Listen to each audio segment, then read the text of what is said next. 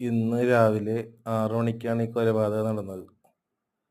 സ്വന്തം മരുമകളെ അമ്മായിയമ്മ വെട്ടിക്കൊന്നു. അതിൻ്റെ കാരണം രാവിലെ 6 മണിക്ക് കട്ടൻ ചായ കുടിക്കാൻ ചോദിച്ചിട്ട് വൈകിയെന്ന്. ചായ കിട്ടാൻ വൈകിയെന്ന്. എന്താണല്ലേ കേരളത്തിൻ്റെ പോക്കേ. ശരിക്കും വിവേകാനന്ദൻ പറഞ്ഞതൊക്കെ സംഭവിച്ചുകൊണ്ടിരിക്കുകയാണ് ഇപ്പം നമ്മുടെ നാട്ടിൽ. ഭ്രാന്താലയമായി മാറി. ഇനി കൂടുതലൊന്നും ചർച്ച ചെയ്യേണ്ട കാര്യമില്ല. ഒരിടത്ത് മീൻചാറില്ലെന്ന് പറഞ്ഞ് ചായക്കട തല്ലിപ്പൊളിക്കണ്. ന്യൂ ഇയറിന് വിഷ് ചെയ്തില്ലെന്ന് പറഞ്ഞ് കൂട്ടുകാരനെ കുത്തിക്കൊല്ലണ്.